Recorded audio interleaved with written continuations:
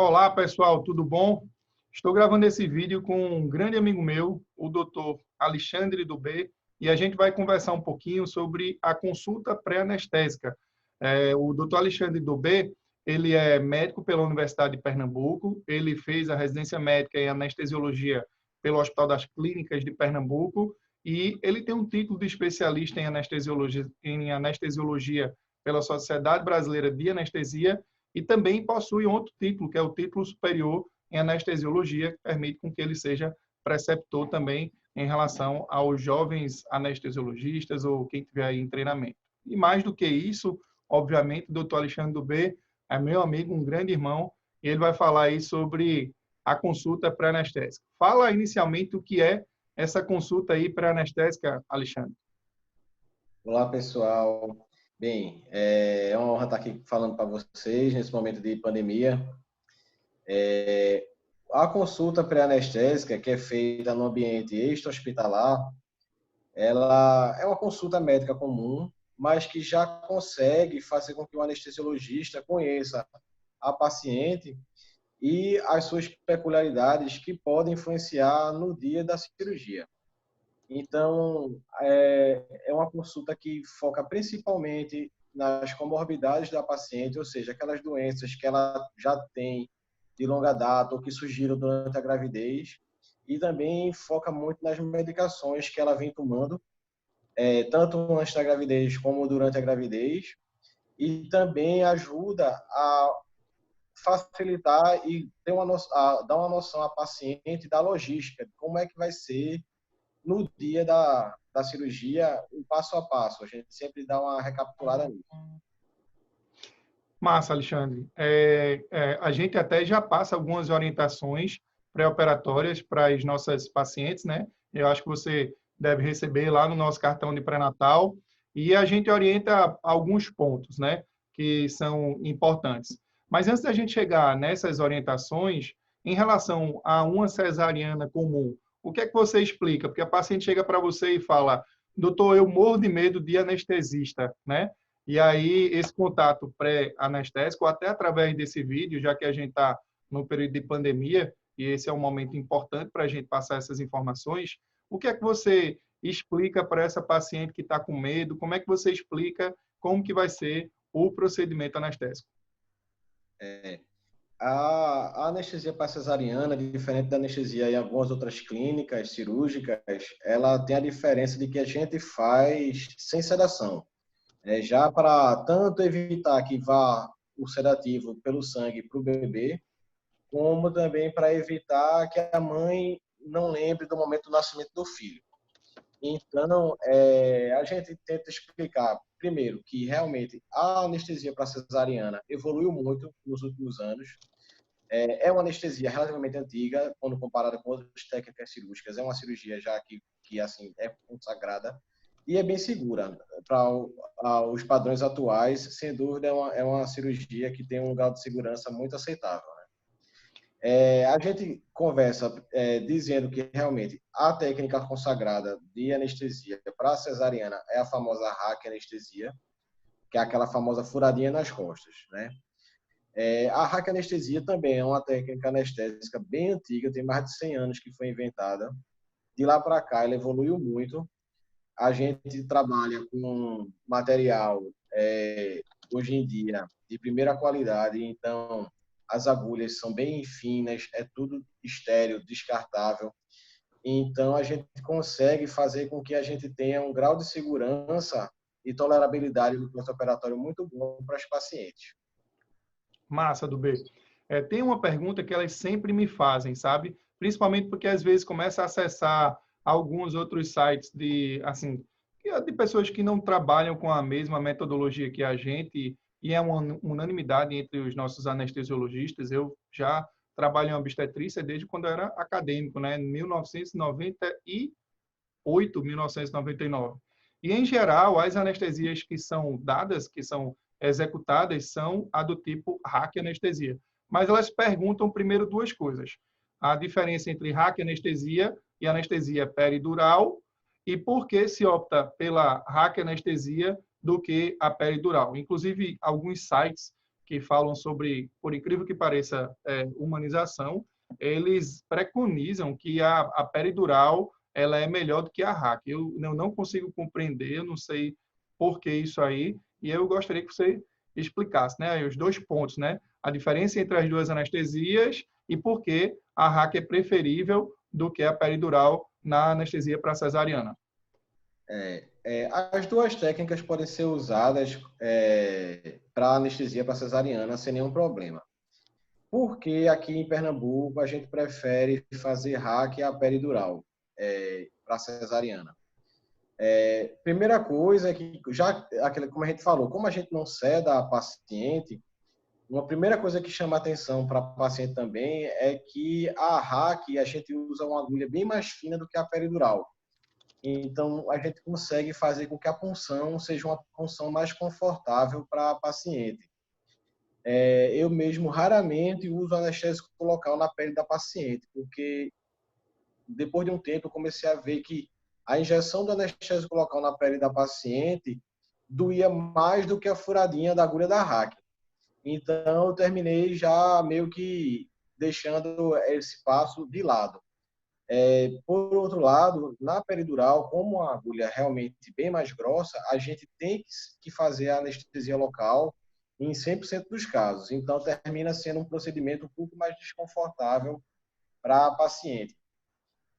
Fora isso, a anestesia da hack, ela vai um pouquinho mais fundo na coluna da paciente. A gente passa a aracnoide, que seria ali uma das meninges que a gente tem lá no sistema nervoso central. Isso faz com que a gente consiga depositar o anestésico num lugar mais profundo e, assim, direto na fonte, digamos assim, do estímulo doloroso. Então, com uma menor dose de anestésico, a gente consegue o mesmo efeito do que uma dose 10 vezes maior que seria feita numa peridural. Então, isso torna, do ponto de vista de intoxicação por anestésico local, a hack mais segura para a cesariana. Outro ponto também é o tempo para que comece o efeito, né? A gente consegue, com a hack, após a aplicação da anestesia, em torno de 5 minutos, no máximo 10, já está operando e muitas vezes, no 10º minuto após a anestesia, o bebê já nasceu.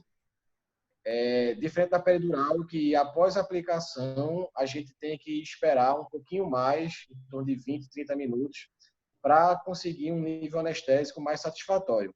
Isso faz com que, em algumas situações de urgência, principalmente, a hack seja assim, de uma vantagem maior do que na cirurgia eletiva, porque a gente consegue operar essa paciente mais rápido, e às vezes minutos contam. Existe realmente alguns trabalhos que apontam nessa parte de humanização que a peridural seria melhor do que a hack.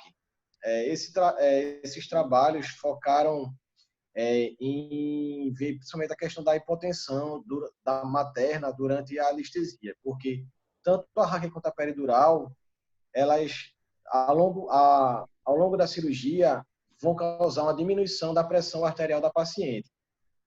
Então, isso faz com que automaticamente também caia a perfusão uterina, então diminui a quantidade de sangue que vai para a placenta, que vai nutrir o bebê. Se você está num ambiente que você não consegue controlar bem a pressão da paciente, ou você não tem droga boa para isso, a peridural realmente vai ser superior, porque vai permitir com que a hipotensão se instale de maneira mais lenta e gradual, em comparação com a hack anestesia. Mas se você está num ambiente onde você tem vigilância adequada e droga boa para controlar essa hipotensão, a gente consegue fazer isso de uma maneira bem satisfatória com a hack anestesia, sem precisar lançar mão da peridural. Massa, entendi. Algo também que é interessante em relação a essa questão da hack anestesia é o que muitos pacientes até falam, né? Doutor, não vou ficar aleijada, não. Então, você já explicou bem direitinho que as agulhas são bem fininhas, né? Isso é uma crença aí de muito tempo atrás, até aqui na nossa região. Mas outro ponto que eu achei interessante da escolha da hack é que, realmente, né? Se a hack não fosse tão boa, você não anestesiaria sua esposa, né? Com a hack anestesia na cesariana dela, como também não anestesiaria a minha esposa por hack anestesia. Em geral, a gente não tem tido problema em relação a isso. Um problema que a gente encontra com, eu não digo com a frequência, mas é algo que pode acontecer da anestesia, é a cefaleia pós-hack, né? Então, quais são as medidas que a mãe pode tomar para que ela realmente não tenha cefaleia pós-hack a partir do momento próprio da anestesia? Existem É, algumas medidas que ela o, pode tomar de dia da anestesia até a sala a sua sala a sua, o seu leito de apartamento, né, de recuperação pós-anestésico, na verdade, no seu próprio quarto de recuperação. Muitas mulheres que foram submetidas à cesariana 30 anos atrás, 25 anos mais ou menos, eram submetidas à cesariana com anestesia peridural, porque naquela época as agulhas eram mais calibrosas e eram reutilizáveis. Então você tinha um aço mais grosseiro, uma agulha mais grossa, que realmente, quando a gente furava a meninge com esse tipo de agulha, a taxa de cefaleia por hack era bem maior do que hoje em dia. Hoje em dia, a taxa de cefaleia por hack é muito baixa e o tratamento também evoluiu muito. Já entre consenso, tanto o tratamento clínico com medicações, quanto a parte de procedimentos de intervenção, que antigamente o único procedimento de intervenção que a gente tinha para uma cefaleia pós-hack era fazer uma peridural nessa paciente. Então, ela tinha que voltar para o bloco cirúrgico.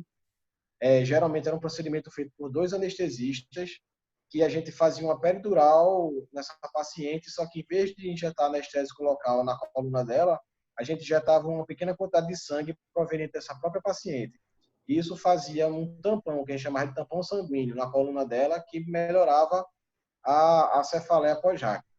Hoje em dia, esse procedimento já é muito pouco utilizado. Eu, na minha prática clínica, só fiz 2 vezes e, mesmo assim, era em situações onde outros procedimentos podiam ter sido feitos também, mas na hora era o que tinha para a gente fazer. Hoje em dia, existe um procedimento que pode ser feito na beira do leito, já no quarto da paciente, se ela manifestar cefaleia pós-hack, que é o famoso bloqueio do gânglio esfenopalatino, que nada mais é que um cotonetezinho embebido com anestésico local, introduzido pelas 2 narinas da paciente, e faz com que haja uma melhora substancial da cefaleia, e então não precisa que ela desça para o bloco cirúrgico para fazer a peridural.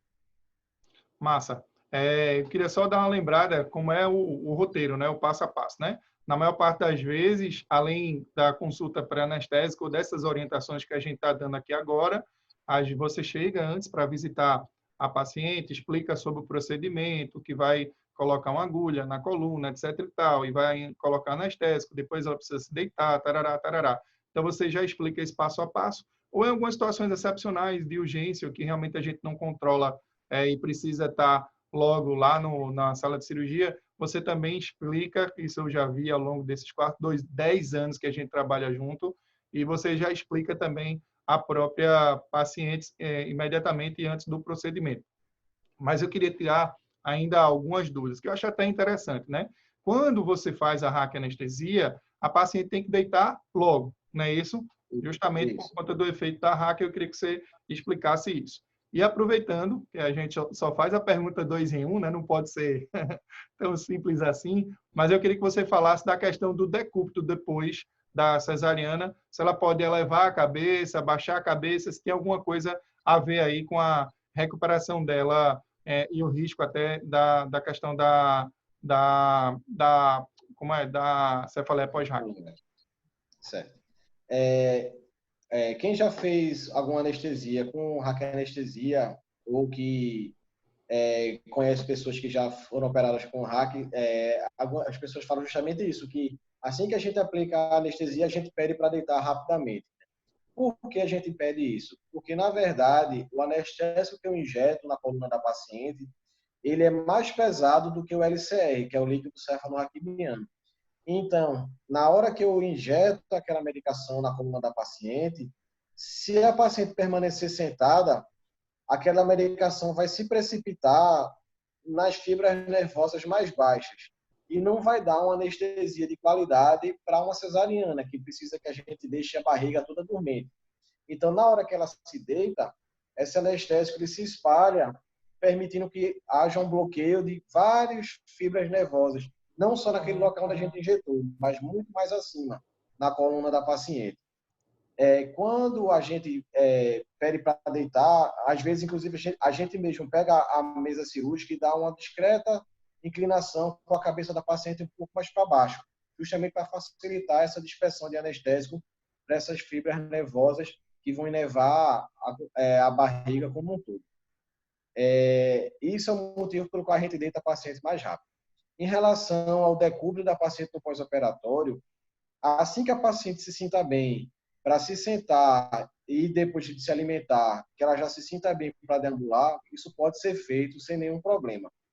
Essa história de que você não pode usar travesseiro, de que a cama, que é a cama de hospital, classicamente, ela inclina a cabeceira da cama, que é mais confortável para a paciente, que a cama não pode ser inclinada, não existe nenhuma comprovação científica que a postura da paciente durante a recuperação anestésico-cirúrgica vai interferir em qualquer complicação, seja ela constipação, gases ou cefaleia pós-RAC, né? Ou até vômito. Então, assim, a gente não faz nenhuma recomendação. Inclusive, eu falo para os pacientes que, olha, quando você for para o quarto, pode usar travesseiro, pode levar a cama. Se, por acaso, alguém da enfermagem vier lhe orientar ao contrário, pode falar que o médico anestesista que fez a anestesia disse que pode sim usar travesseiro e pode sim levar a cabeceira da cama, porque ficar deitado em 180 graus, né, naquele decúbito, é muito desconfortável para todo mundo, né? Ninguém gosta de estar deitado em cama sem travesseiro e sem poder se mexer. Massa, é isso aí. Ô, Alexandre, também tem outro ponto importante que a gente tem que explicar, que é justamente os procedimentos pré e pós-operatórios, que aí é uma coisa que a gente decide em conjunto ao longo desses anos, a gente veio estabelecendo, né? Então, em primeiro lugar, a dieta, né? Por que que a gente tem que dar um intervalo de jejum? Então, nossa equipe já preconiza, desde os tradicionais, as tradicionais 6 a 8 horas de jejum, né? Mas 2 horas antes a gente permite a ingestão de líquidos, quer sejam água de coco, suco, sem os gominhos, né? E aí eu queria que você explicasse por que não pode, por exemplo, comer uma feijoada imediatamente antes da anestesia, por que tem que ter esse jejum, né? Uhum.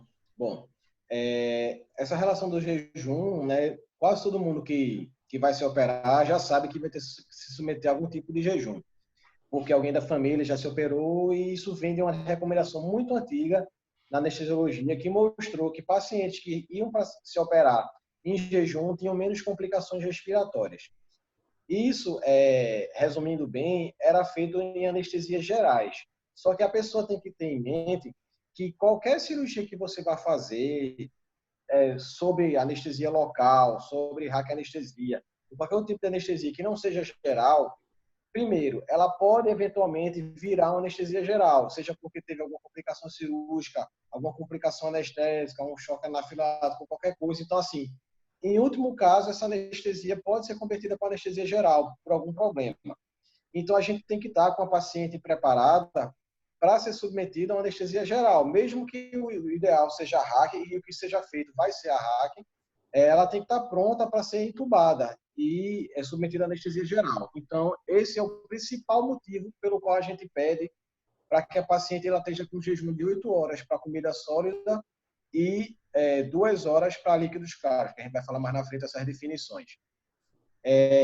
Outra coisa que é importante é o seguinte, a paciente que vem para a gente com jejum incompleto, mesmo que a anestesia dela corra tudo bem, a cirurgia corra tudo bem, o fato dela ter resíduo de comida no estômago aumenta a taxa de náusea e vômito.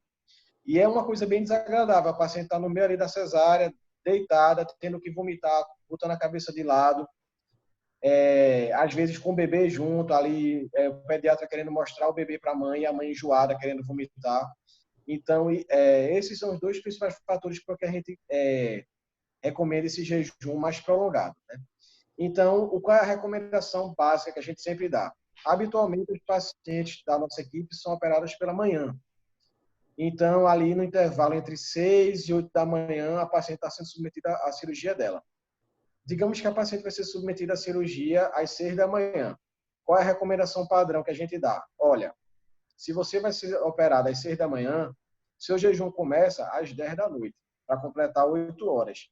Uma coisa que a pessoa tem que ter em mente é, o jejum começa às 10 da noite. Então, a última refeição dela tem que terminar às 10 da noite. Não é para começar a última refeição às 10 da noite, e sim para terminar a última refeição às 10 da noite, nesse caso. Quando a paciente acorda de manhã para se operar, geralmente ela acorda ao redor das 4 da manhã para poder, às 6 da manhã, já estar no hospital pronta para se operar. Às vezes ela se acorda ainda antes, dependendo de onde ela mora, dependendo do hospital onde ela vai se operar.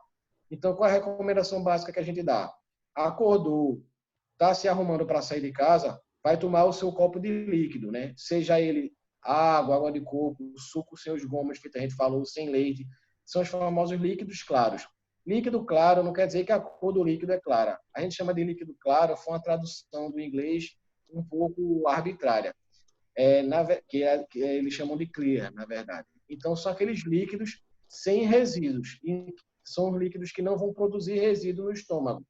Por exemplo, se eu tomar um copo de leite, leite é branco, então é claro. Mas leite não é considerado um líquido claro para anestesia. Por quê? Lá dentro da barriga da paciente, aquele leite ele vai coalhar. E uma boa parte dele vai virar uma mistura sólida, que vai funcionar como se fosse um alimento sólido. Então, vai ser uma coisa que vai demorar a sair do estômago da paciente.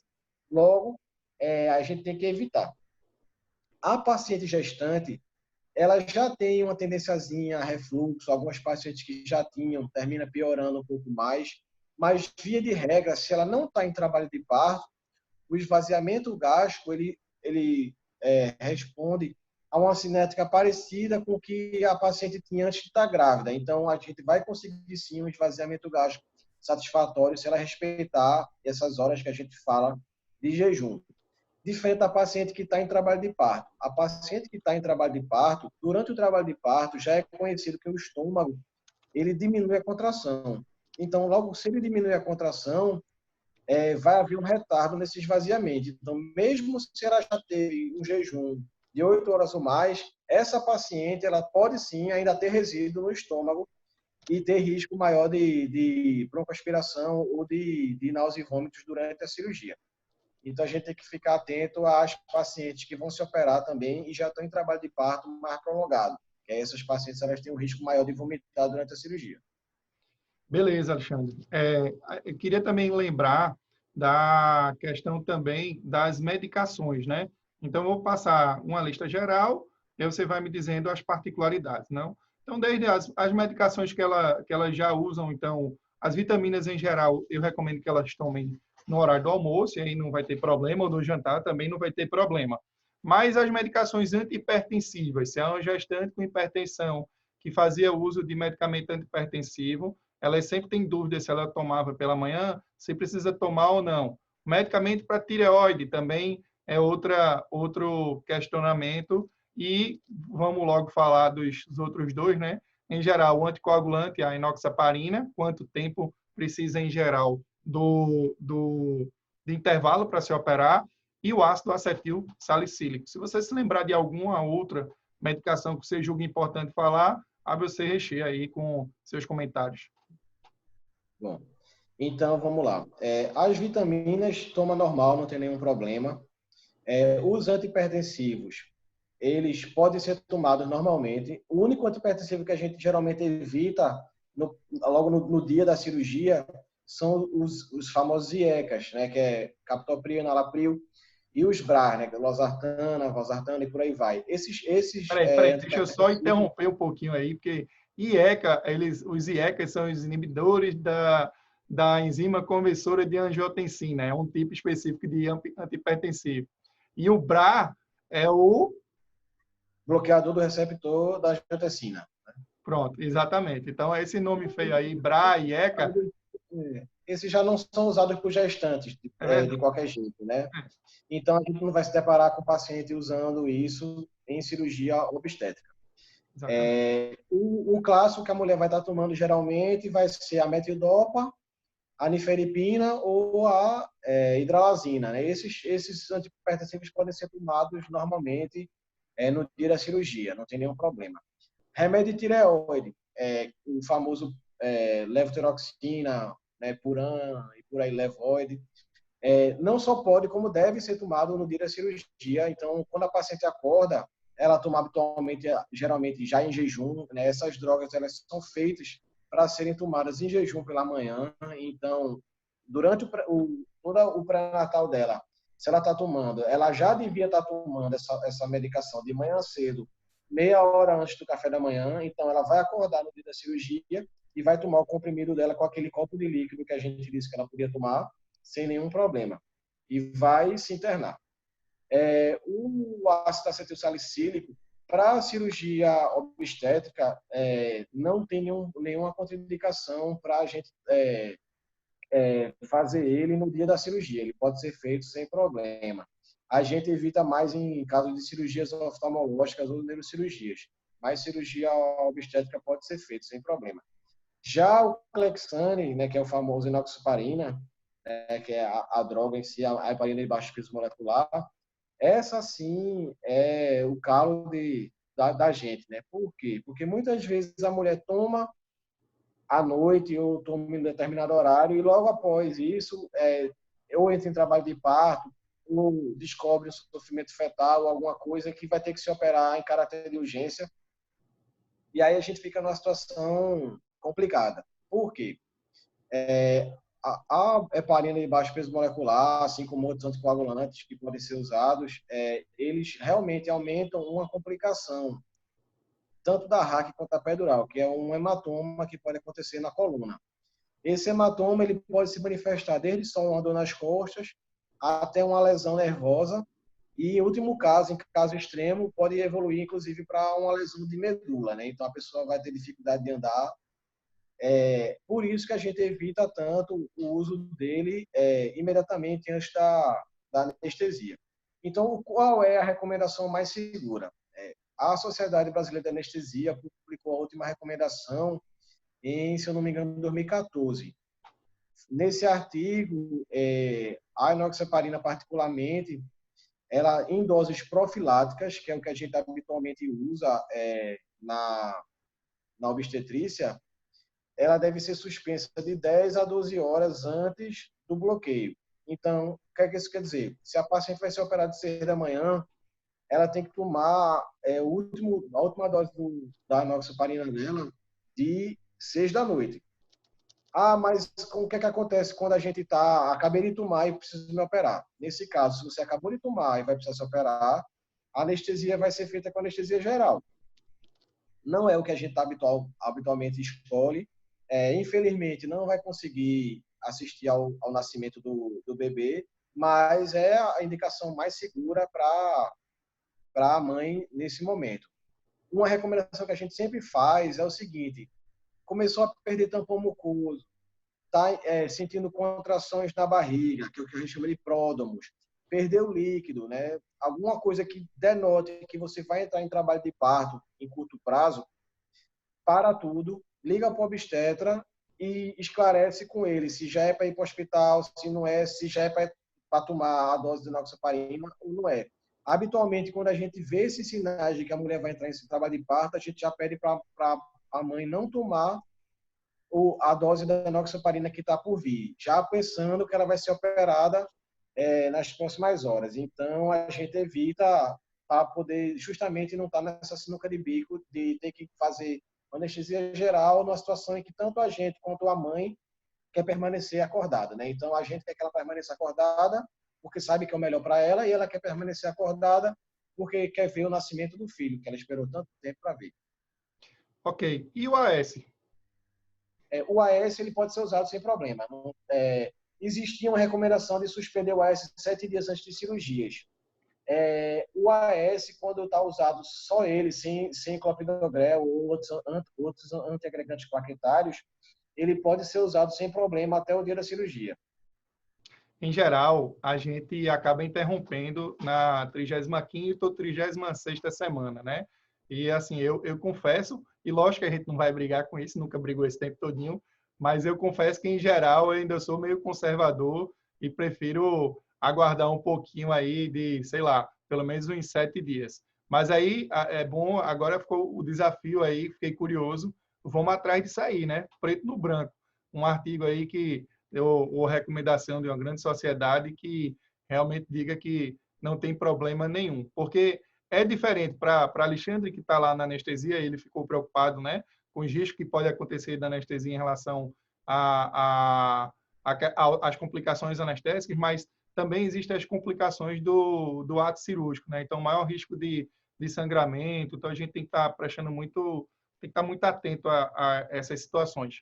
Eu até brinquei, mas falando com um certo fundo de verdade, quando eu falei da alimentação pesada, né? Não, então, pode comer uma buchada? É claro que não pode. Veja, o seu organismo, você vai estar prestes a submeter a uma cirurgia. Então, a alimentação, o ideal, sempre que na gravidez, a alimentação precisa ser saudável, né? No período crítico do estresse, que é do autooperatório, se você se alimentou de maneira mais leve, é lógico que o seu organismo vai responder melhor ao trauma cirúrgico. Sem contar que até as vitaminas que você toma, o seu corpo ele vai estar mais preocupado com os aspectos cirúrgicos do que a dificuldade em absorver determinados alimentos, que a gente sabe que é completamente diferente você ter uma alimentação saudável até o jejum, que Alexandre falou, ou de repente você comer uma comida aí pesada aí, como bem típica aí da nossa terra. Eu acredito muito nessa questão da alimentação e da suplementação, até porque isso tem feito muita diferença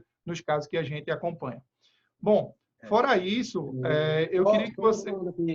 Rapidinho sobre essa questão de evidência do AS.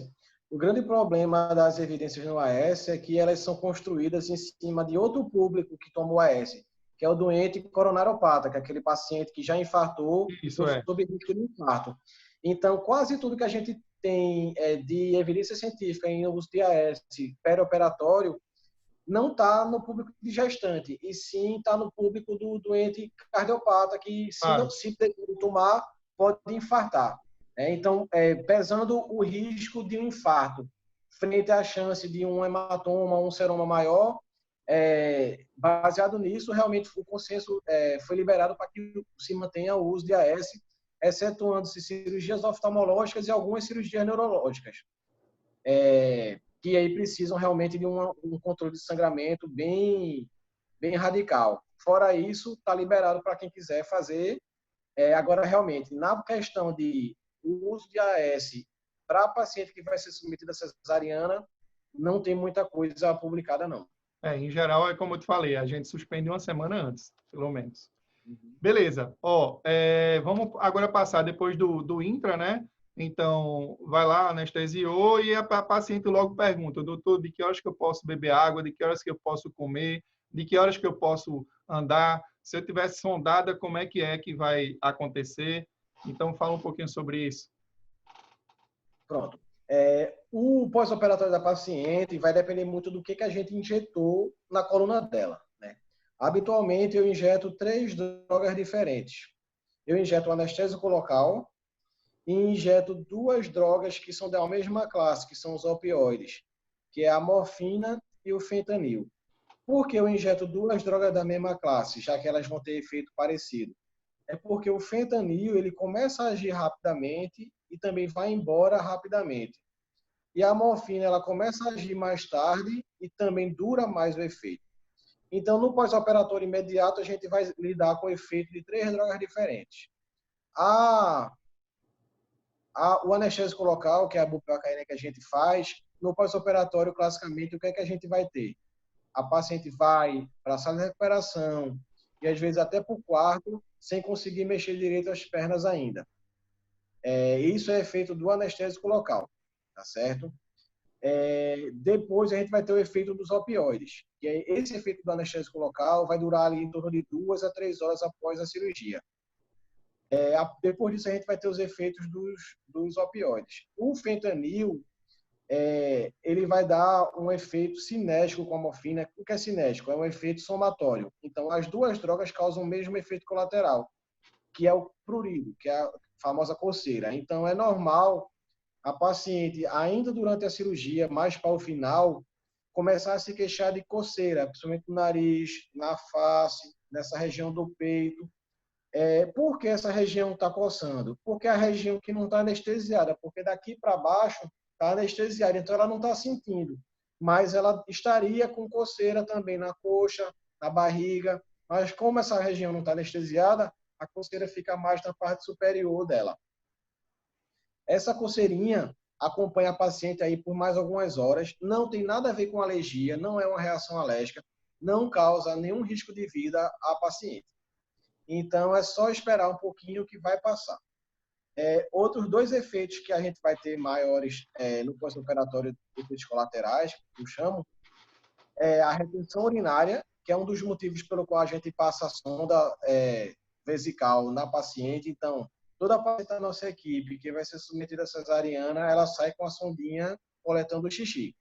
Pelo menos 6 horas. O ideal é que fique ali em torno de 8 a 12 horas com essa sonda. Por quê? Porque esse vai ser o período pelo qual a bexiga dela vai ter problema em contrair e causar uma micção satisfatória. Então, já teve caso da gente ter que voltar para o hospital, todo mundo corre de volta para o hospital, porque a paciente está passando mal. Chega lá, era só a bexiga dela cheia, que causou uma dor maior nela, e ela achou que estava tendo algum problema no pós-operatório. E, na verdade, era só a bexiga dela que estava cheia.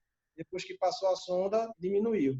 Detalhe, a gente só descobriu isso quando a mulher já estava na sala da ultrassonografia. Então, quem descobriu que a bexiga dela estava cheia não foi nem a gente, nem a equipe de enfermagem. Foi o médico ultrassonografista que, quando botou o transdutor, viu lá a bexiga bem cheia. Quando passaram a sonda, ainda na sala da ultrassom, a mulher melhorou a dor que ela estava sentindo. Então, assim, às vezes acontece isso. Então, é uma coisa que, quando a paciente não está sondada, ela tem que vigiar. Será que eu estou passando muito tempo sem fazer xixi? Será que minha barriga aqui em cima tá ficando, aqui embaixo está ficando dura? O que é que está acontecendo? Será que eu estou retendo urina? Então, se você não está sondada no pós-operatório, você tem que estar vigilante à sua micção, porque a gente não vai estar lá para estar olhando isso por você. Então, você tem que ter essa consciência de que se já faz 6 horas que você foi operada e você ainda não fez xixi, tem alguma coisa errada, porque habitualmente a gente já urina pelo menos 3, 4 vezes por dia e você está tomando soro.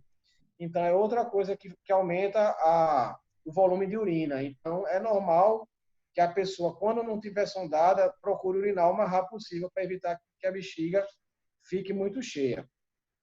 O outro efeito colateral que a gente também cita é a constipação.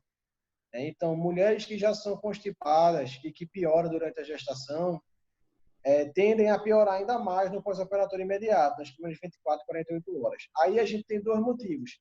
Tanto esses opioides vão prejudicar a motilidade do intestino, como o próprio trauma cirúrgico também induz a um estado que a gente chama de ilho paralítico, que é o quê? As alças do intestino, elas reduzem ou até param de contrair no movimento de peristalse dela. Então, aquela comida, a saliva que você deglutiu, ela para a progressão dela. E junto com a progressão dela, para a progressão dos gases que você deglute. Então, termina tendo uma distensão abdominal que muitas vezes dói mais do que a própria ferida operatória. Então, daí a importância da gente fazer também medicações que acelerem o trânsito e estimulem a paciente a defecar o mais rápido possível no pós-operatório. Então, habitualmente, a nossa paciente também vai tomar laxante no pós-operatório, de rotina já. Junto com isso, vai também medicações para gases, para poder evitar que a mulher tenha essa distensão abdominal e diminua a necessidade de analgésicos no pós-operatório. Entendi. E também não conversar muito, né, durante a cirurgia, porque você acaba deglutindo muitos gases, né? Do mesmo jeito que o jejum também, quando você se alimenta, né, sem ter esse jejum, você tem um risco maior da aspiração. Mas vamos lá para o jogo rápido, né? Em geral, então, com quantas horas ela pode tomar líquido e com quantas horas ela pode comer? Líquido, 3 horas ela já pode beber água. 4 horas ela já pode fazer uma refeição leve. 6 horas já pode fazer uma refeição normal. E o ideal ali, já depois da primeira refeição leve, se ela está com as pernas já se mexendo, já está com força na perna, já pode andar normalmente. E aí tem o nosso velho ditado, né? Comeu, andou, tirou sonda, né? E aí ela só Isso. fica com a medicação endovenosa no primeiro dia, no segundo dia a gente passa tudo para a via oral. Eu acho que a gente falou já um bocado de coisa aí sobre a questão da cirurgia, né? A gente ainda vai chegar à parte aí até de outros tipos, outros procedimentos que a gente faz, mas o que é muito frequente e que a gente precisa saber é mais a cesariana. A gente está falando da cesariana marcada, agendada, muda completamente quando a cesariana é de urgência, né? Porque você precisa ter alguns cuidados e cada urgência vai ter a sua particularidade. E lógico, né, tudo isso que a gente está falando aqui é a nossa rotina, né? Pode ser que a sua equipe trabalhe diferente, então é super importante estar alinhado com a equipe que vocês estão trabalhando. Isso aqui realmente a gente vai estar colocando esse vídeo disponível para muita gente, né? Mas ele tem um foco principalmente ao nosso público, que é o nosso jeito de trabalhar. Vai ter colega que vai preferir um jejum maior, menor, não usar sonda, fazer um bocado de coisa. Isso é ao longo do nosso amadurecimento, da nossa rotina que a gente vai fazendo, logicamente sempre baseado nas evidências científicas atuais. Mas eu queria que você falasse também, Alexandre, a importância dos aspectos psicológicos, né? Você até deu um exemplo da paciente, né, que ficou com a bexiga cheia, né? E realmente foi algo bem preocupante, mas o que é que você vê de importante desses aspectos psicológicos e que são relevantes aí para que a anestesia dê certo e para que a recuperação da paciente também dê certo? O que eu vejo muito é que a gente tem que entender que a puérpera, né, que é a mulher que acabou de ter um bebê, quando esse parto é cirúrgico, é uma cesariana, ela tem que entender que, infelizmente, ela é aquela paciente que vai se recuperar de uma cirurgia de médio porte sem ter o direito, digamos assim, de se concentrar na sua recuperação. Por quê? Porque vai começar toda aquela questão da maternagem. Então, vai começar a amamentação, vai começar a trocar de fralda, vai começar o bebê a chorar à noite e ela não vai conseguir dormir. Então, ela tem que ter em mente que realmente o trauma cirúrgico às vezes, dos menores problemas que ela vai se deparar no pós-operatório imediato. Porque ser mãe e assim, a questão do puerpério ali é difícil. Então, ela tem que estar preparada, que é um desafio muito grande para a mulher passar por isso, tá certo? Então, ela tem que estar em mente, o ideal é que ela chegue descansada, se for uma cesárea eletiva, porque ela tem que estar em mente que nas próximas 24, 48 horas vai ser pesado para ela. Idealmente, aqui em Pernambuco, a gente tem muito essa questão de visita em hospital, que agora com a epidemia de Covid foi abolida, mas era uma grande festa. Então, muitas vezes a gente operava a mãe de manhã, essa mãe passava o dia todinho recebendo visita, à noite, quando a última visita ia embora, o bebê acorda e passa a noite acordado. Então, essa mãe, de repente, ela está no pós-operatório imediato de uma cirurgia, ainda sobre efeito de algumas medicações, tanto os efeitos colaterais, quanto o efeito sedativo de alguma droga que ela possa estar tomando, e ainda vai ter que estar cuidando de um bebê recém-nascido. E se for o primeiro filho, então é pior ainda, que ela não sabe direito o que fazer. Fica uma situação muito difícil, realmente, para a mãe, né? Então, a mãe tem que se poupar, o pai tem que estar presente também nessa hora, ajudar a mãe, porque não é fácil, realmente, essa questão de você estar no puerpério, se recuperando de uma cirurgia e tendo que cuidar de bebê. É uma situação realmente difícil. Quando a paciente chega lá bem ansiosa aí, como é que é? A anestesia é mais tranquilo, muda alguma coisa? A recuperação pós-operatória dela, como é que é? Que você tem visto aí? Quando a paciente é mais ansiosa, geralmente o pós-operatório é pior, né? Porque ela termina supervalorizando algumas coisas e achando que o que ela está sentindo é indicativo de uma coisa pior, né? Então, assim, a mãe tem que ir preparada realmente, que vai ter dor no pós-operatório, vai, mas a gente tem medicação para combater a dor, tá certo? Então, assim, muitas mães reclamam mais, inclusive, da questão da amamentação, da dor no mamilo, de fissura mamária do que de dor de cicatriz de cesariana. Daí você vê que a gente consegue sim fazer um trabalho de qualidade na questão cirúrgica, mas que quando se soma isso a esse início da maternagem, termina realmente complicando um pouco a vida dessa mãe. Então, ela tem que manter a calma. O suporte da família, mãe, sogra, companheiro, é muito importante para passar por esse momento. Às vezes basta um fator estressor, tanto de algum familiar ou do próprio acompanhante, para a pessoa realmente ter um pós-operatório bem diferente. Essa experiência aí, a gente já está até calejado. Eu me lembro demais de uma paciente muito querida mesmo, e que por uma informação de um atendente de plano de saúde, ela descompensou e aí ficou muito desconfiada com a sua cirurgia, com o seu pós-operatório. Literalmente, o pós-operatório dela foi bem mais desafiador. E eu me lembro como hoje de um caso, não sei se você se lembra, eu tenho quase certeza que foi contigo, que foi justamente quando eu voltei aí dos cursos de coaching, né? E, de repente, a gente teve um caso de uma paciente que descompensou depois da anestesia. Ela não estava sentindo nada, a princípio, porque a gente tinha testado, né, anestesia, tudo, mas na hora ela começou a se desequilibrar. Não sei se você se lembra desse caso. Aí começou a ficar nervosa, eu estou sentindo, eu não sei o quê. E aí, do ponto de vista anestésico, Alexandre já tinha, né, essa calma aí, pode multiplicar por 10, porque lá na anestesia todo mundo até fica falando, nossa, doutor Alexandre é ótimo, me deixou tranquila, etc.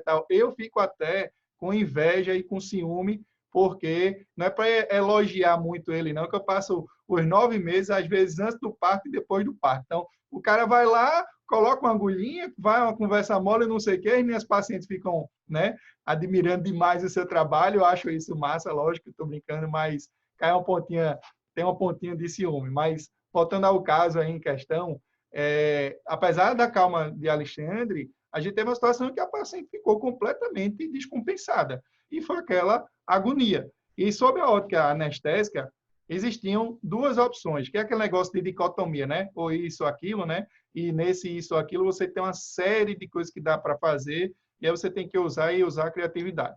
Como ela estava muito descompensada, das duas, uma. Ia fazer o parto daquele jeito mesmo, e ela ia dizer que sentiu dor sem nem ter sentido dor, né? Ou o que seria, ao meu ver, até pior, ia ter que fazer um anestésico para ela dormir, e ela ia perder o momento mais importante do parto. Foi quando Alexandre baixou o campo, eu olhei para ela assim, em presença plena mesmo, olho no olho, assim, com aquela intenção mesmo de que ela saísse desse estado aí de tanto nervosismo. E aí eu cheguei e coloquei ela no jogo, né?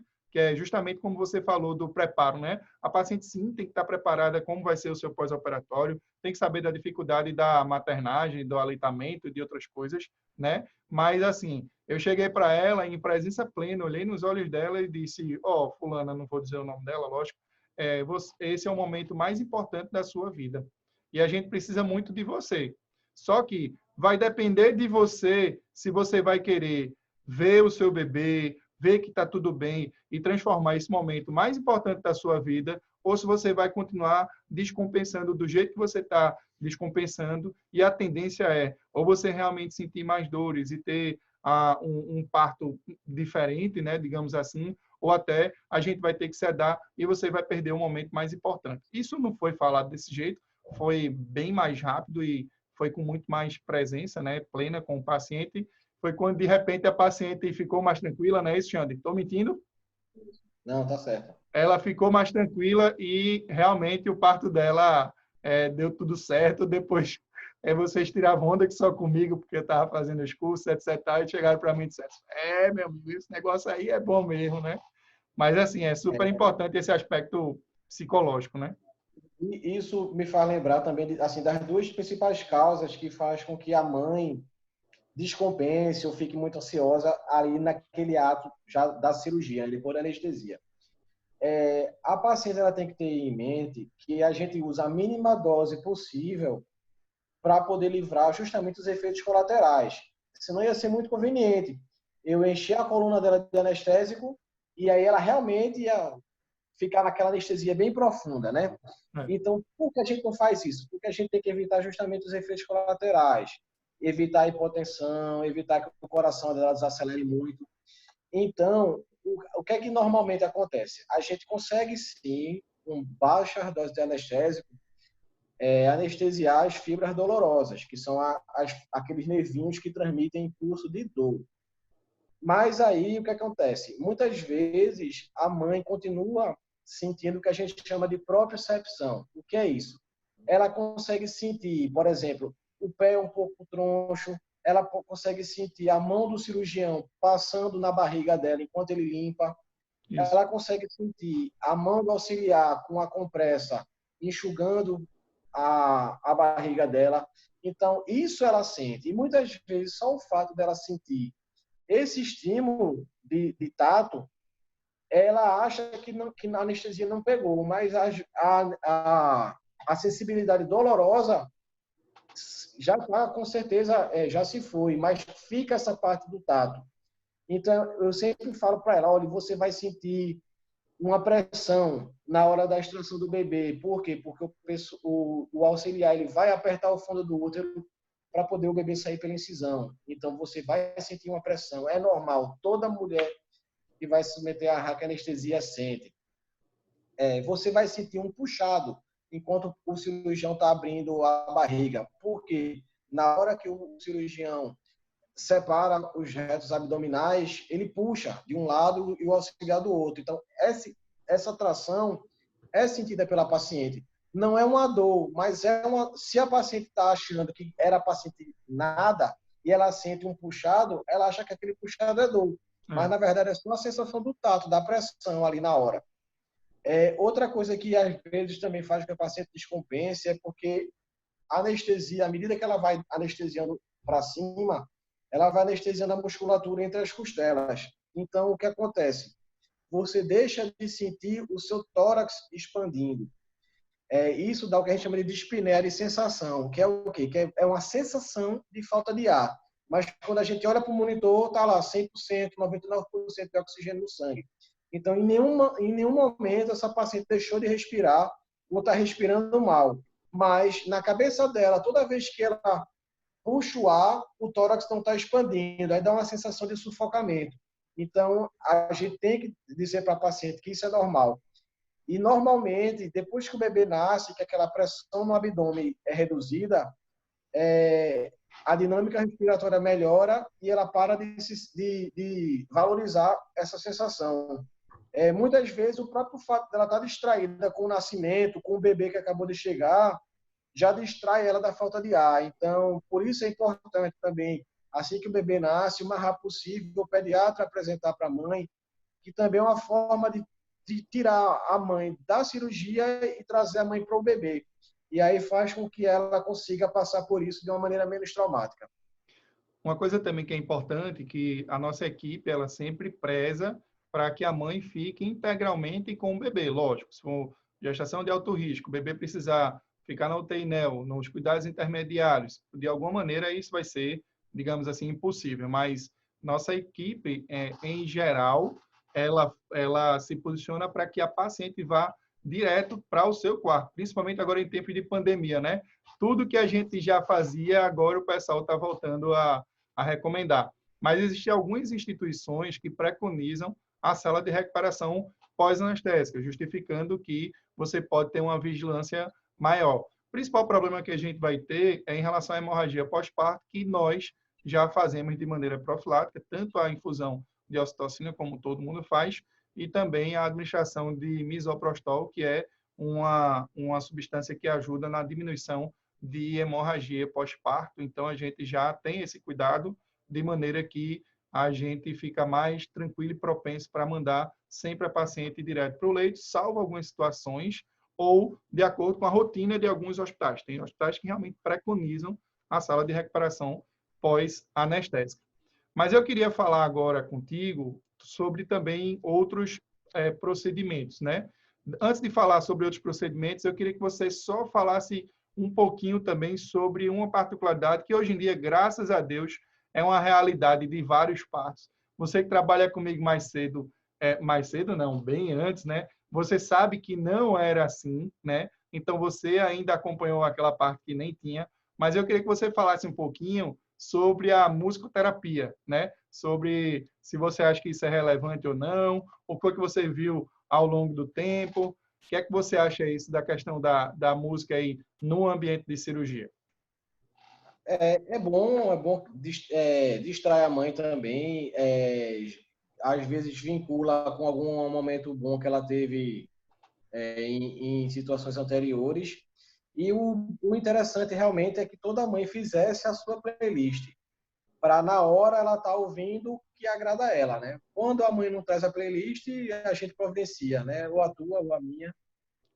Mas eu volto para mais mães trazer as suas próprias playlists, Com porque certeza. termina sendo mais eficaz essa terapia de música aí, se for uma música que seja do dia a dia dela, né?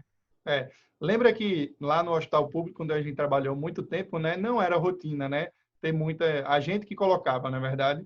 E assim, até o estilo de música que a gente, né, colocou ao longo do tempo mudou, porque a gente botava muita música regional, Alexandre ia para casa pensando lá nas músicas de Geraldo Azevedo, né, de Zé Ramalho, Elba Ramalho, e a gente foi aprimorando ao longo do tempo de maneira de que a gente meio que deixa até um ambiente sagrado, então a gente acaba colocando muitas músicas que envolvem Deus, né, a família, de maneira que eu acredito que o ambiente ele fica mais seguro, fica mais sagrado, porque a gente sempre vai precisar não só da nossa dedicação, da nossa técnica, como também da ajuda de Deus, e ela sempre vai ser bem-vinda. Mas vamos falar também de outros procedimentos, porque você aqui em Recife é o rei do parto normal, né? Você faz muita anestesia aí para parto normal.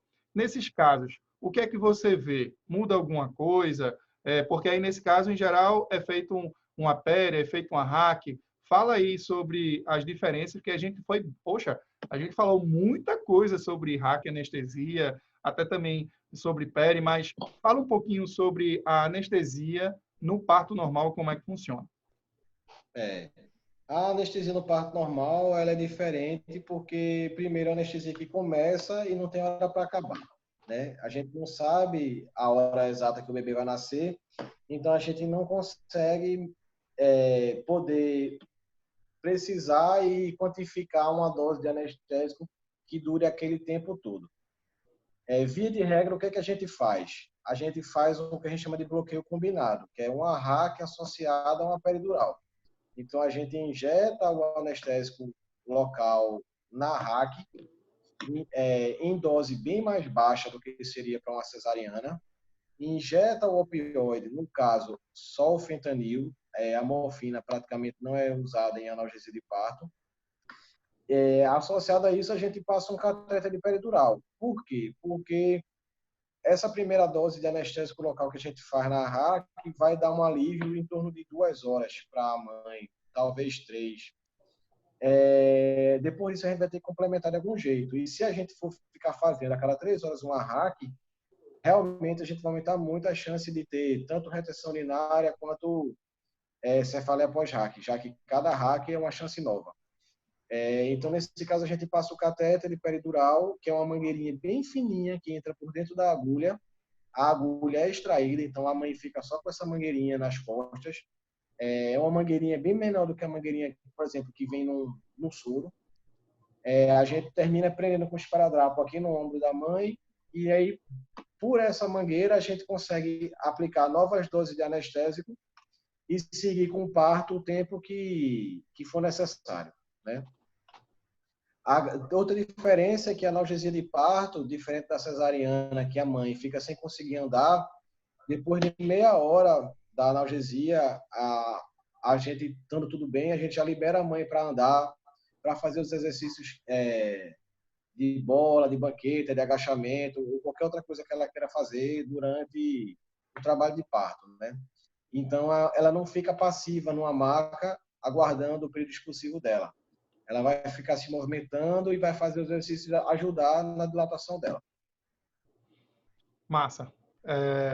Bom, eu teria um monte de perguntas ainda para fazer, mas a gente conversou bastante, né? Não muda muito, né? A questão do. Eu acho que vale a pena você conversar um pouquinho sobre a anestesia endovenosa, né? porque em alguns outros procedimentos, como a aspiração manual intrauterina ou a inserção de DIU, né, e também a própria curetagem uterina, muitas vezes é preferível fazer o que você chama de sedação, né, que a gente chama de anestesia geral endovenosa, né? Aí comentasse um pouquinho. É lógico que a gente está tendendo, inclusive, a tirar isso por conta da pandemia, né? Existe uma tendência em fazer mais bloqueio, mas eu queria o seu breve comentário sobre esses outros procedimentos e também há duas coisas que eu queria que você falasse aí sobre a cerclagem, né? E também sobre os casos aí que a gente teve de ultrassonografia intraparto. Certo.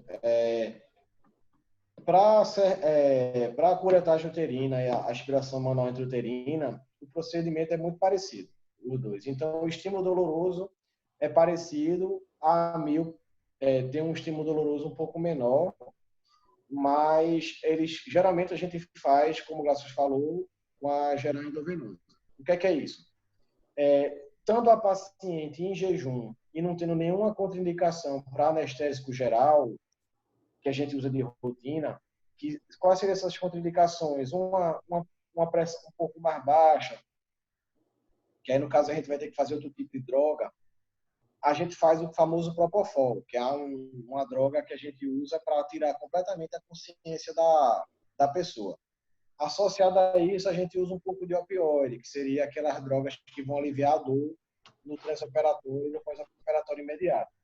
E isso já dá para a gente fazer uma anestesia ali, tipo, é como se fosse uma anestesia geral, uma mini anestesia geral, que dura em torno de 10 a 20 minutos de duração. Durante esse período, a paciente pode ou não relaxar ao ponto de deixar de respirar. Quando ela para de respirar, daí a importância também do anestesiologista estar o tempo todo junto dela, a gente conecta uma máscara na face dela e junto com o balão de oxigênio a gente impulsiona o oxigênio para dentro do pulmão dela. Então, durante aquele momento ali, 2 minutos que a respiração dela cai, quem vai assumir o ritmo da respiração sou eu. Nessas pacientes, classicamente, a gente não intuba, né? Não passa o tubo na garganta da paciente, feito fosse uma cirurgia de vesícula, por exemplo. Por quê? Porque termina sendo o trauma anestésico esse maior do que o trauma cirúrgico. Então, a gente faz essa geral endovenosa, a paciente vai dormir, eventualmente, se a respiração dela diminuir, a gente vai oferecer oxigênio para ela pelo balão, e em alguns minutos ela vai estar respirando normalmente, em mais alguns minutos ela acorda e já vai estar bem recuperada, digamos assim. Já acorda, já começa com a gente, já ouve bem as recomendações do pós-operatório. Quando a paciente está com a pressão um pouco mais baixa, então a gente tem que usar outras drogas. Aí realmente essa paciente costuma ir um pouco mais sonolenta para a sala de recuperação, ou em casos extremos ela realmente tem que ser entubada e ir para a UTI. Isso é muito raro acontecer. Acho que com a gente nunca aconteceu de paciente de curetagem ter que ir para a UTI. Mas eventualmente isso pode acontecer dependendo do sangramento que ela tenha antes da hora que ela for para a cirurgia. Hoje em dia, com a epidemia do Covid, a gente está evitando qualquer tipo de manipulação em orofaringe e qualquer tipo de manipulação que gere aerosol na sala. Então, o que é que a gente está evitando? Evitando tocar na face da paciente, evitando o uso de máscaras, que, via de regra, elas vão para o autoclave, mas a gente nunca sabe o quão bom foi o processo de esterilização. O fato de você estar ventilando ali, manipulando aquela boca, pode tanto contaminar ela, né, no caso se você for vetor, quanto a gente se contaminar, no caso se ela tiver positivo. Então, via de regra, nesse período, a gente tem feito tudo isso com raquianestesia, que consegue uma anestesia boa da vagina e do útero e faz com que você consiga ser submetido a esses procedimentos sem nenhum problema. Cerclagem já é outra história. Por quê? Cerclagem é uma anestesia, a gente tem um bebê saudável dentro do útero.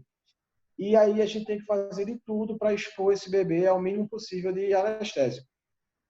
Por mais que a gente tenha vários anestésicos que são liberados para ser feito em gestantes, eu costumo dizer que em anestesia obstétrica, o que a gente puder fazer fora da veia é preferível, já que a gente expõe menos o bebê à droga.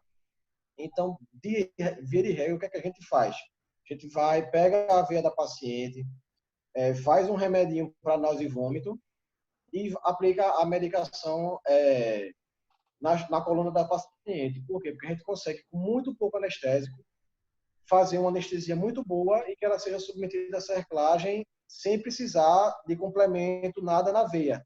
Então, aquele bebê praticamente não foi exposto ao anestésico. Por quê? O anestésico que eu injeto na coluna, primeiro, é uma dose muito mais baixa do que seria necessário para a gente ter um efeito venoso. Segundo, do mesmo jeito que ele entrou na coluna, ele vai sair, vai ser reabsorvido com o tempo, mas ele vai ser reabsorvido numa velocidade tão lenta que à medida que ele vai sendo reabsorvido, a grande parte dele já vai ser degradada pelo fígado. Então, vai permitir com que praticamente zero chegue à placenta e passe para o bebê. Então, a exposição do bebê a anestésico, quando a gente usa raquianestesia ou peridural, é muito baixa, sendo que a raquianestesia é muito mais baixa do que a da peridural. Por isso que, no caso de cerclagem, a gente já vai de cara para a anestesia na coluna da paciente, sem nem cogitar a anestesia geral. Curetagem e aspiração manual intrauterina, a gente ainda pode cogitar raquio ou peridural, ou geral, né? E a gente fica cogitando e vendo o que é melhor para o paciente naquela situação. Mas cerclagem é coluna na certa. E o que é que você vê de diferente nos procedimentos que a gente realiza guiado por ultrassonografia? Porque você certamente já escutou algumas piadinhas, né? Às vezes eu passava lá para inserir um DIU e o pessoal tirava onda. Rapaz, o cara levando um ultrassom portátil para fazer um implante do DIU e confirmar que o DIU está na posição ideal, né? Então, você sabe que aqui, queira ou não, a gente tem muita gente já fez ao longo do mundo, com certeza. Mas aqui, particularmente em Recife, a gente tem feito vários procedimentos guiados por ultrassonografia, quer seja a própria curetagem, a mil, aspiração manual intrauterina, cerclagem, até na assistência ao parto, né, a gente também tem preconizado a ultrassonografia intraparto. Aí eu queria que você me dissesse ao longo desse tempo e logicamente, sem ser piegas ou sem frescura mesmo, como é que você vê essa questão da utilização da ultrassonografia, inclusive até na questão dos procedimentos anestésicos, né? Como é que você vê essa tecnologia nos procedimentos? Você acha que diminui a humanização, aumenta a humanização, não tem nada a ver com humanização? O que é que você pensa sobre isso?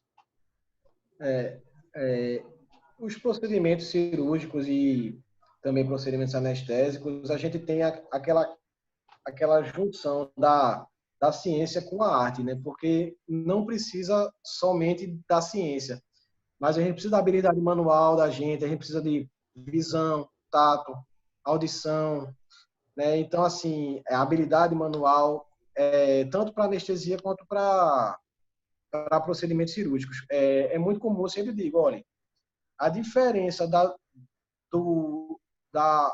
profundidade da inserção entre uma agulha de hack e uma agulha de peridural, na região lombar, que é onde a gente aplica, pode chegar a 5 milímetros, né? O que é 5 milímetros para quem não tem treinamento, né? É muito diferente, realmente é muito difícil no começo você aprender isso.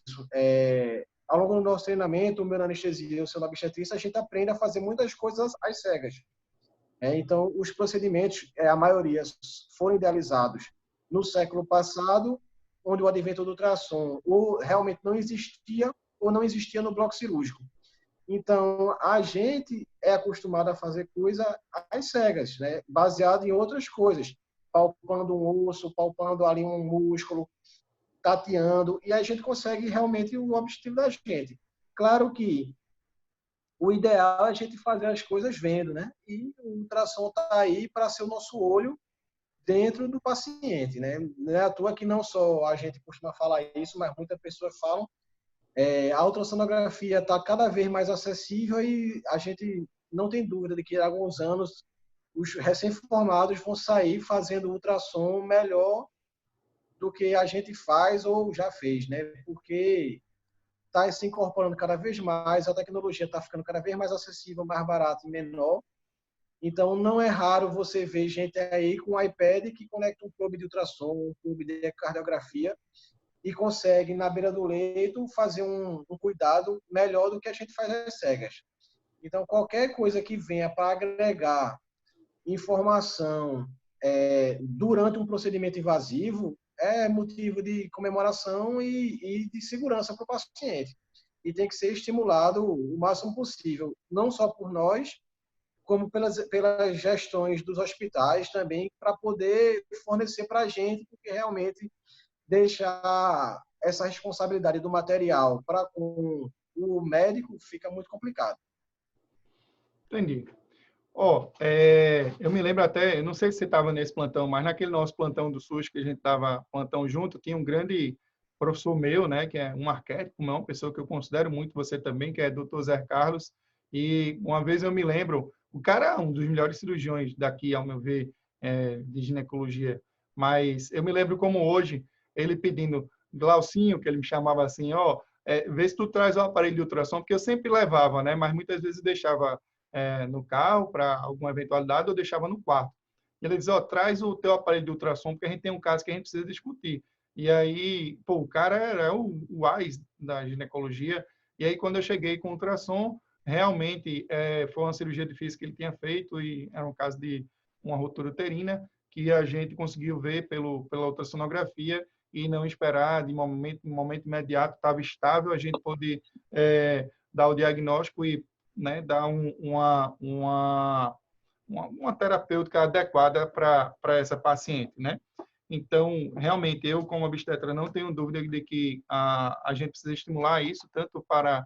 Lógico, você tem que saber fazer as cegas, né? Não tem como não considerar esse tipo de treinamento, mas em um certo momento, a segurança que a gente traz nos procedimentos, quer sejam curetagem, amil, cerclagem, até parto, ou até algumas cesarianas, quando é gemelar ou trigemelar, para ver exatamente a posição do bebê, a segurança da ultrassonografia, ao meu ver, realmente é inquestionável.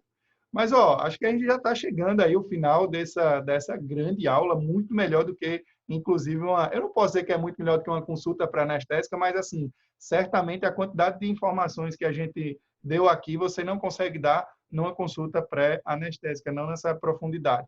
Eu queria que você separasse, veja se você se lembra que é tudo na hora, né? Não tem nada combinado, mas eu queria que você separasse 5 momentos aí da sua profissão como médico anestesiologista, e lógico, a gente está falando de obstetrícia, para o público da obstetrícia. Eu queria que você separasse 5 momentos como anestesiologista que você tem orgulho aí de sua profissão, que você contasse aí para a gente.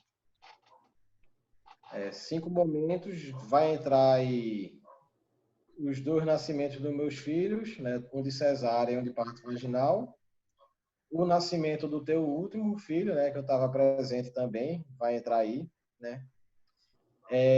Um momento na obstetrícia que foi bem marcante para mim, não foi com você, mas realmente foi um caso de uma paciente que foi para uma cesárea eletiva, estava com aquela festa toda armada, suíte, uísque, garçom, tudo, e me chamaram, já me dizendo que era uma paciente de alto risco e que realmente terminou a cesárea e foi bater na UTI. Né? Então, essa paciente foi uma lição para você ver que a gente entra preparado para a festa, né? Mas tem que estar sempre preparado para o pior. Né?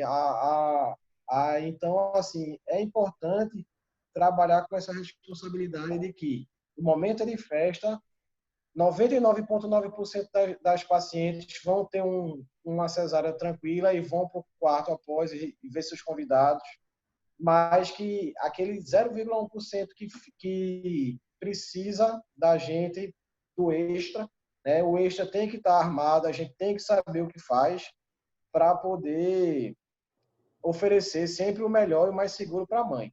Né? Então, fica aquela lembrança, a lembrança para as pacientes de que tem tudo para dar certo, né?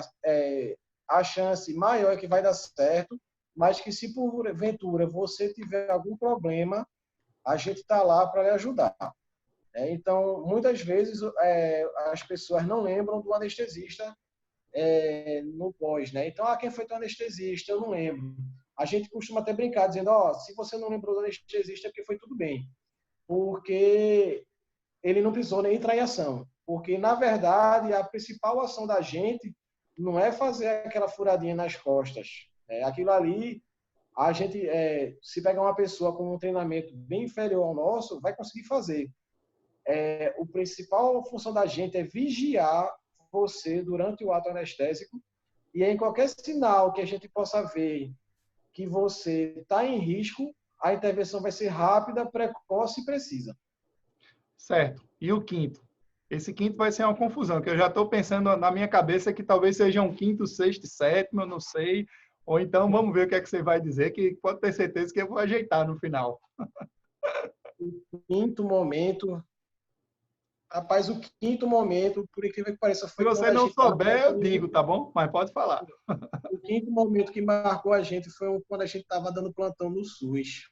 E aí? É que top não, Que, né? hein? Não, E aí? não, foi não.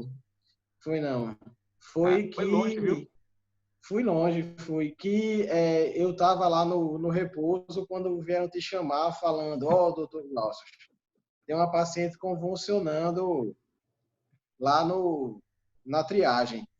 Na mesma hora eu pensei, vai sobrar para mim, né? E realmente terminou que em 15 minutos essa paciente estava no centro cirúrgico.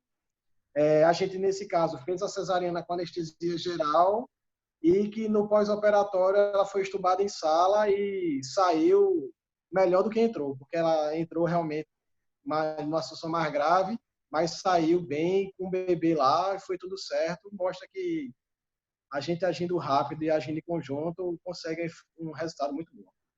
Ao longo desses quase 10 anos, né, trabalhando junto, eu acho que a gente tem muita história para contar. Eu concordo aí com você. Quer dizer, eu não tenho nem que concordar ou discordar, são seus momentos, mas me fizeram a memória de maneira muito positiva, porque realmente você ter feito a anestesia nas duas gravidezes da sua esposa e até no último parto, né, você acabou Lembrando ajudando, que auxiliando a... Oi.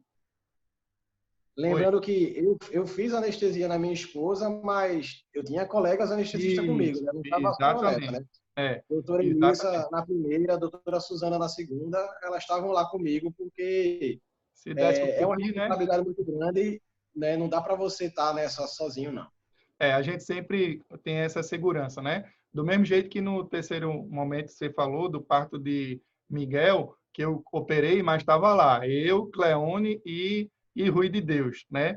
Então a gente sempre trabalha com uma grande margem de segurança, inclusive já que a gente falou nele, né? O cara que melhor posiciona a paciente para fazer anestesia se chama Rui de Deus, né? Aí chama ele de quê? Hã? O manobrista de hack. Manobrista de hack, né? Então, massa. E você falou o quarto momento, que é um momento foi desafiador, né? É importante que... hoje em dia mesmo eu estou vendo que está sendo uma maternidade diferente com a pandemia do coronavírus. As pessoas estão se preparando para realmente fazer mais, em aproveitar mais a maternidade do que a festa em si, né? Isso tem sido bem importante, né? E, sobretudo, a inter-relação entre os pais. Eu vi muitos pais que, de repente, se fosse numa situação normal, estaria na festa, estaria recebendo um monte de gente, mas hoje em dia, devido a essa pandemia, eles estão lá na mão de obra junto com a mãe, ajudando, trocando fralda, né, sendo pessoas fantásticas, ou quando não, trazendo outra pessoa que fique mais ligada à própria mãe. E o quinto momento, eu acho que é bom a gente falar porque essa parceria nossa surgiu desde o SUS, né? Desde Alexandre, lógico, né, que não vou denunciar a minha idade, mas ele é só um pouquinho mais novo do que eu, né?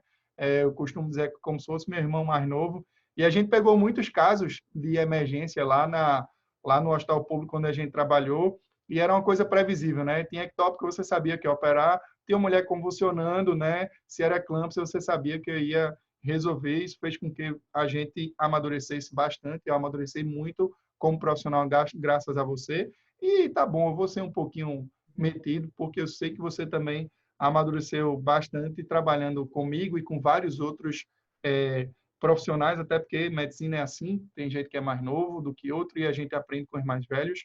Eu sou muito grato às pessoas que me ensinaram, como também você é grata a várias pessoas também que lhe ensinaram, e a gente é grata a toda uma equipe, né? Porque a gente fica, Alexandre do B, não é só Alexandre do B, né? A gente tem Suzana, a gente tem Edson, a gente tem Alfredo, a gente tem Onesi, a gente tem Magda e tantas outras pessoas que auxiliam quando, de repente, existe alguma impossibilidade e, graças a Deus, a gente tem feito, ao meu ver, aí um excelente trabalho. Agora você vai arrumar confusão, porque eu fiz uma pegadinha para você e você esqueceu de Carla, Roberta e Luciana, né? Entendeu? Mas certamente que o erro foi meu, eu devia ter pedido os 8 momentos principais, porque aí você incluiria, você que anestesiou também as suas primas queridas, né? Mas, ó... porque foram cesáreas tão tranquilas, né, que terminaram passando batidas, né? Graças a Deus foram bem tranquilas, as meninas foram ótimas, não teve nenhum estresse, né? Então, termina que foi praticamente horário comercial, digamos assim.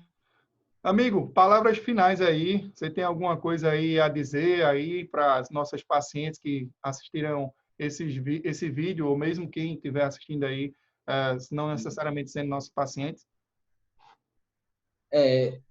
O recado que fica é o seguinte, vá com calma, vai dar tudo certo. O anestesista que está lá, às vezes ele pode transparecer que está fazendo uma coisa que é meio que uma receita de bolo, mas assim, acredite, essa receita de bolo tem séculos de desenvolvimento, já foi testada por várias pessoas, e se ele está fazendo, é porque ele acredita que dá certo. Então, assim, às vezes a gente pergunta muito, né? Principalmente quando a gente tem aquele contato rápido com a paciente, ainda já na sala de cirurgia. Às vezes você está com dor, porque você está em trabalho de parto, e a gente fica na sua frente e começa a fazer um bocado de pergunta. A gente não está de sacanagem com você, a gente está querendo aquelas informações ali para poder juntar tudo e lhe oferecer o maior possível de segurança e fazer tudo no menor tempo possível para que dê tudo certo, né? Beleza. Então, meu amigo, queria agradecer. Há muito tempo que eu estava insistindo com vocês sobre essa conversa, né? Esse vídeo. E eu fiquei muito mais do que satisfeito. Eu acho que a gente vai ajudar um monte de gente aí, principalmente, né, as pacientes que são atendidas por nós, vão ter, sei lá, acho que chegou bem mais do que 1 hora aí de duração com conteúdo de qualidade, né? Tá bom? Ótimo. Um Falou abraço. então, meu amigo. Então, ó, até a próxima aí. Vamos pensar num outro vídeo aí que seja importante a gente divulgar para os nossos pacientes aí, viu? Muito Tá certo. obrigado. Um grande abraço Eu que aí agradeço. e até a próxima. Um abraço para quem assistiu a gente e obrigado pela paciência aí, que foi longo. Valeu.